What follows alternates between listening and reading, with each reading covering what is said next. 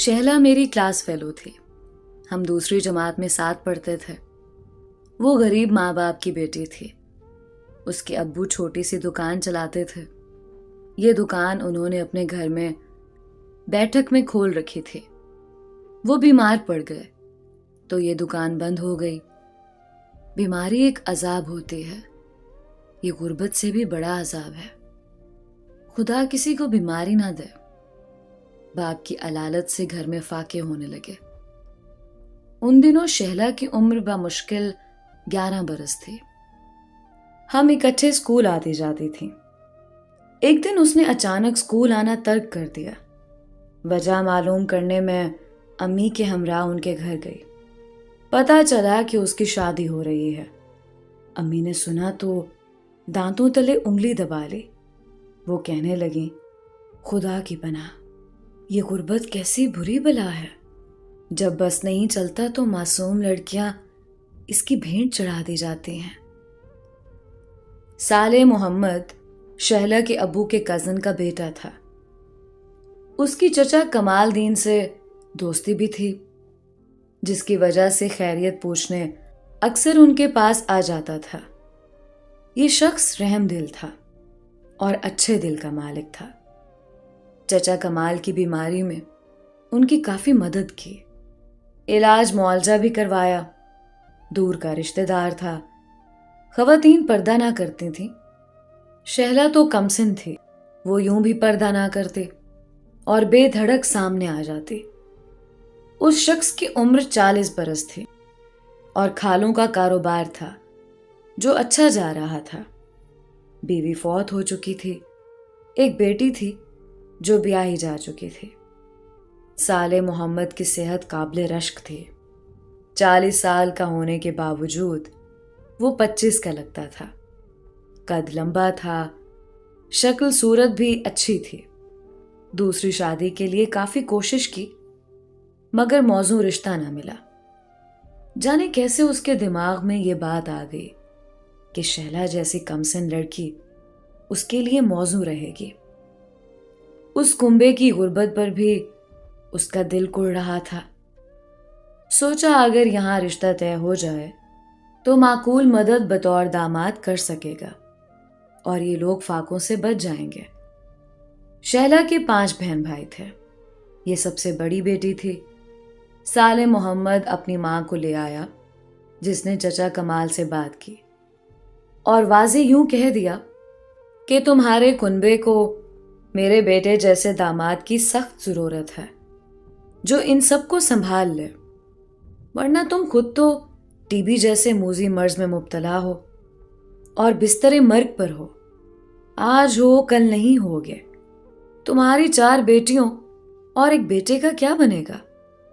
کچھ اس طرح صالح کی ماں نے ہمدردی جتلائی کہ شہلا کے ابو رشتے پر راضی ہو گئے. 1 لاکھ روپیہ اسی وقت صالح نے چچا کمال کے قدموں میں رکھ دیا. یوں یہ کنبہ مرتے مرتے جی اٹھا. شہلا اتنی معصوم تھی کہ اپنی شادی کے بارے میں گھر والوں کی باتیں سنتی اور اس کی سمجھ میں نہ آتا کہ یہ لوگ کیا کہہ رہے ہیں. اسے خبر ہی نہ تھی شادی کیا بلا ہوتی ہے. ماں پریشان تھی مگر بیمار شوہر کے فیصلے کے آگے کچھ بول نہ سکے. اس نے اللہ تعالیٰ پر بھروسہ کر لیا. 1 ماہ میں ہی شہلا کو دلہن بنا دیا گیا. جب بارات آئی، یہ بچی اپنی بارات دیکھنے کے شوق میں خود بھی دروازے کے باہر آ گئی. تب کسی بزرگ عورت نے اس کا بازو پکڑ کر اسے گھر کے اندر کھینچ لیا. وہ بنی سنوری عورتوں کو دیکھتی تھی جو اس کی رخصتی لینے آئی تھیں. یہ عجیب شادی تھی. میں بھی لڑکیوں کے جھرمٹ میں کھڑی تماشا دیکھ رہی تھی. وہاں نہ سہیلیاں تھیں اور نہ کوئی رسم ہوئی کیونکہ چچا کمال دین تو چارپائی پر پڑے خون تھوک رہے تھے. وہ عجب وحشت زدہ اور پتھرائی آنکھوں سے ہر کسی کو دیکھ رہے تھے. بڑا بھائی کوئی نہ تھا کہ بہن کے سر پر ہاتھ رکھ کر اسے رخصت کرتا یا والدین سے اس بے جوڑ رشتے پر احتجاج کرتا. قصہ مختصر، غربت دور کرنے کی خاطر یہ سودا ہوا۔ شہلا کو سجی ہوئی کار میں بٹھا دیا گیا۔ ماں اس وقت خاموش تھی، لیکن جب کار چلی تو وہ دھاڑے مار مار کر رونے لگی۔ میں نے کار کی ونڈو کے پاس جا کر دیکھا۔ میری سہیلی سجی ہوئی گڑیا کی طرح خوبصورت لگ رہی تھی۔ وہ حیرت زدہ نگاہوں سے باراتیوں کو دیکھ رہی تھی۔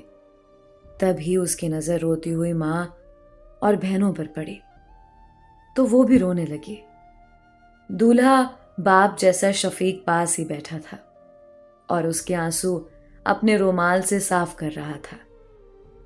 شہلا نے اس وقت گوٹے کناری سے بھرا ہوا جوڑا پہن رکھا تھا جو سسرالی اسے دلہن کا روپ دینے کو لائے تھے، اور اس نے عید کا دن سمجھ کر خوشی خوشی پہن لیا تھا۔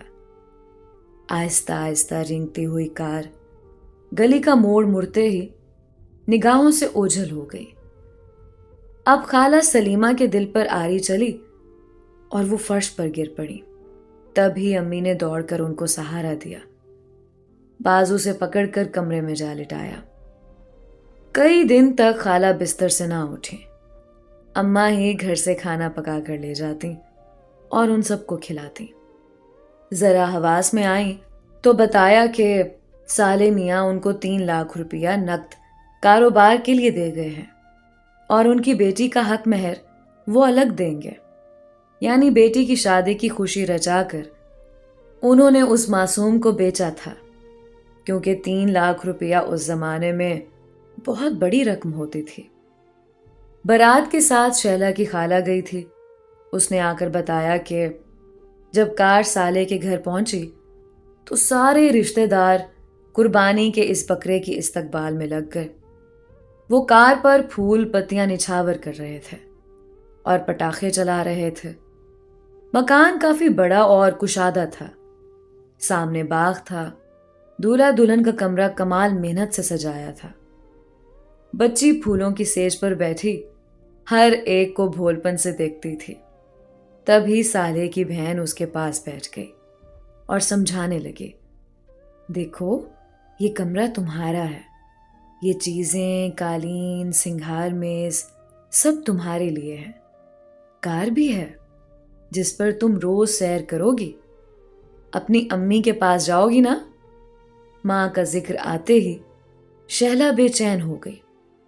وہ بے قرار ہو کر ادھر ادھر دیکھنے لگے۔ یا اللہ، یہ کیا؟ ہجوم کے شور میں سمجھ ہی نہ سکے کیا ہو رہا ہے۔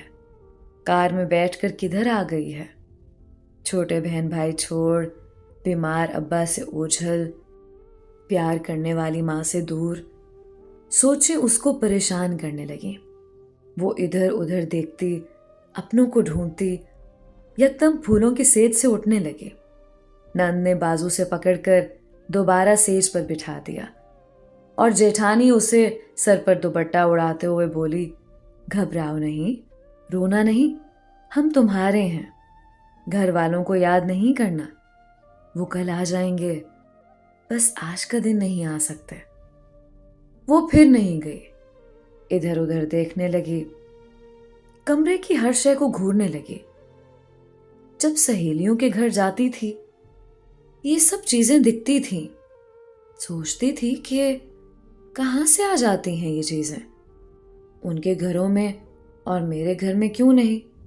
یہ فریج، یہ ٹی وی، یہ سنگھار میز اور اس میں رکھا ہوا یہ سامان، اور اب یہ سب کچھ یہاں موجود تھا۔ یہ سب کہہ رہے تھے رونا نہیں، اداس مت ہونا، یہ سب چیزیں تمہاری ہیں، میری ہیں تو پھر میرے ماں باپ کے گھر کیوں نہیں ہیں؟ اگر یہ سب میرے گھر پہنچا دیں تو ہم بھی امیر ہو جائیں۔ تھوڑی دیر وہ بولی، مگر جب رات ہو گئی تو گھر والے یاد آ گئے۔ یہ ساری چیزیں ہیں مگر ماں باپ تو نہیں ہیں۔ وہ اپنی نند سے پوچھنے لگی، گھر کب جائیں گے؟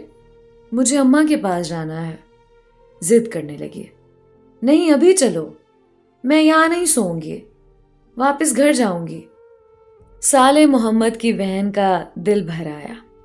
اس نے ننھی منی گڑیا کو باہوں میں بھر لیا، سمجھانے لگی، تمہاری شادی ہو گئی ہے، اب یہی تمہارا گھر ہے، تم اب سسرال میں ہو، کل تمہاری امی بہن بھائی آ جائیں گے تم سے ملنے، گھبراؤ مت۔ مہمان ابھی تک گھر میں تھے، عورتیں دلہن دیکھنے کمرے میں گھسی آ رہی تھیں۔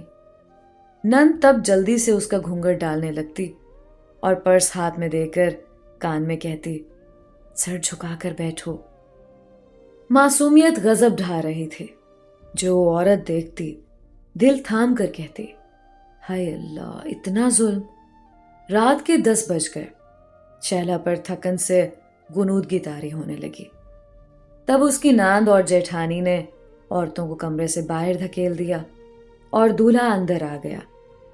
اس نے آتے ہی دلہن کو خوبصورت زیورات کا سیٹ دیا، مگر اب وہ کسی کو نہیں دیکھنا چاہتی تھی، اسے نیند آ رہی تھی۔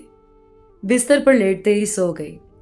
صالح محمد اسے ایک بات نہ کر سکا، حالانکہ وہ اس کو سمجھا رہا تھا کہ تم میری دلہن ہو اور میں تمہارا شوہر ہوں، اٹھو دیکھو کتنے خوبصورت زیور تمہارے لیے لایا ہوں۔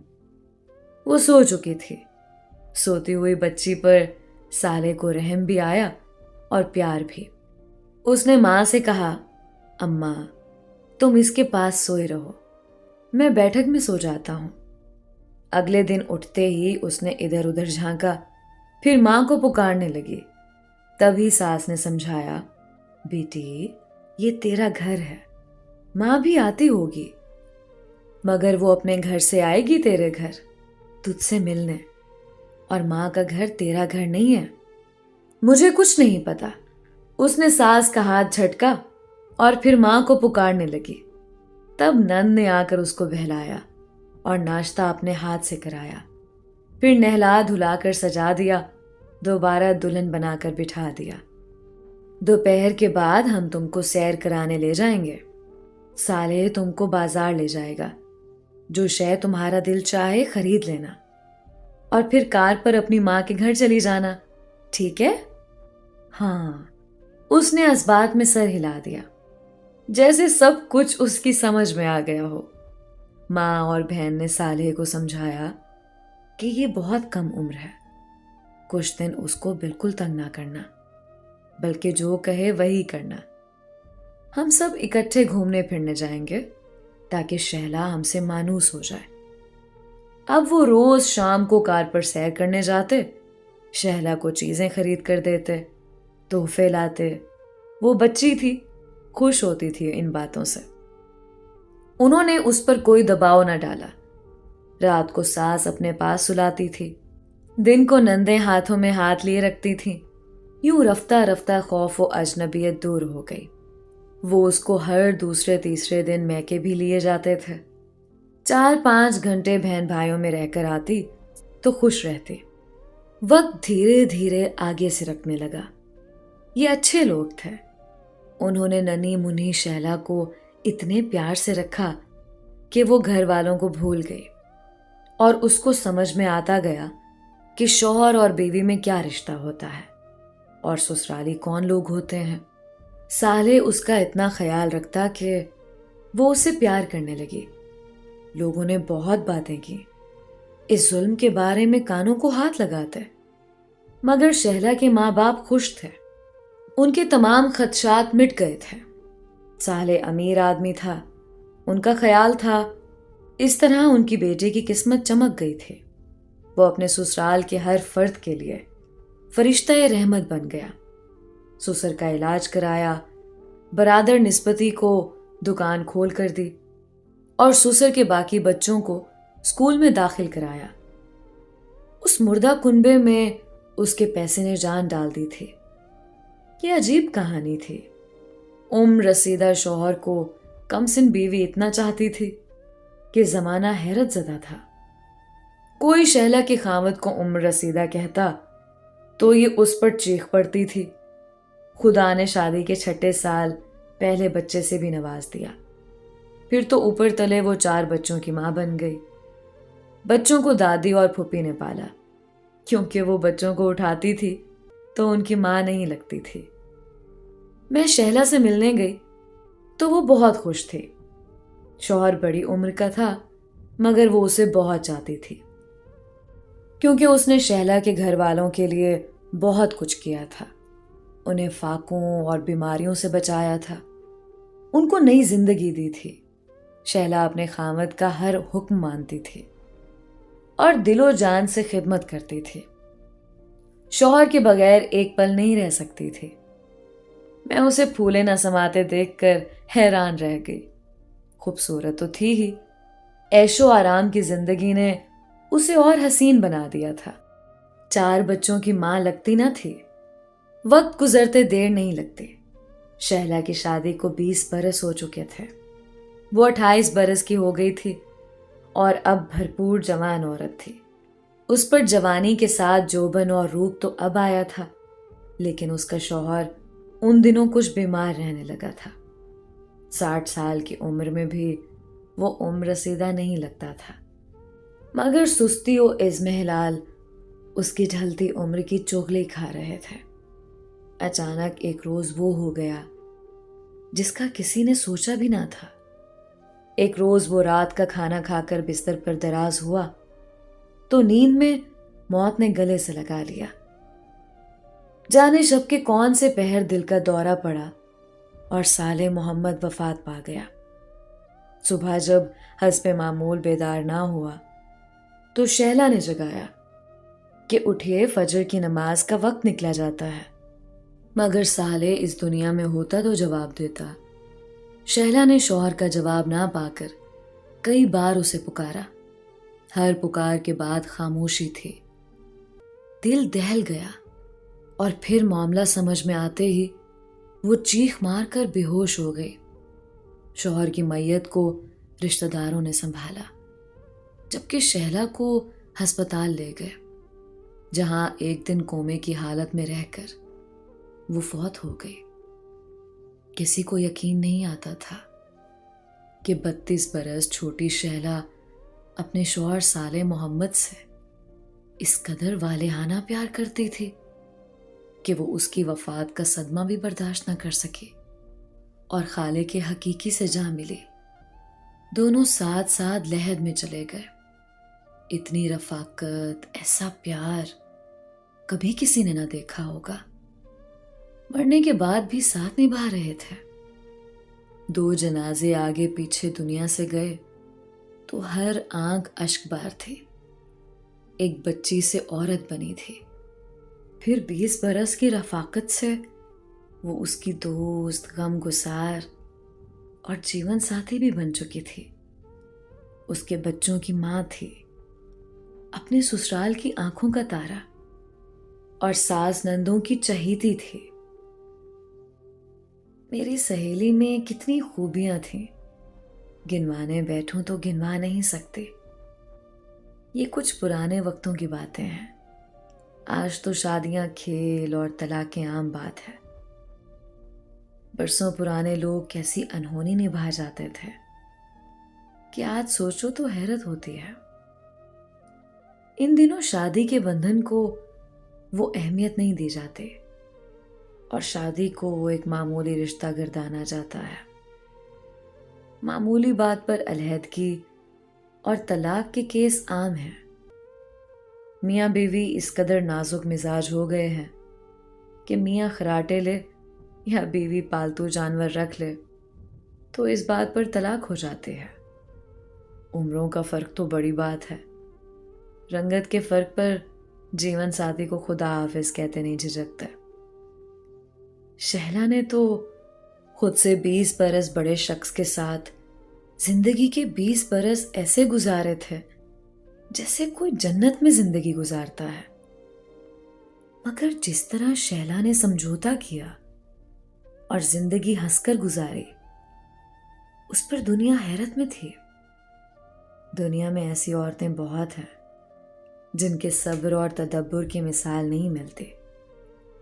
شہلا کے بچے آج بھی اپنی ماں کی قبر پر فاتحہ پڑھنے جاتے ہیں، پھول اس کی لحد پر نچھاور کرتے ہیں کہ ایسی بے مثال ماں صرف ان کی ہے۔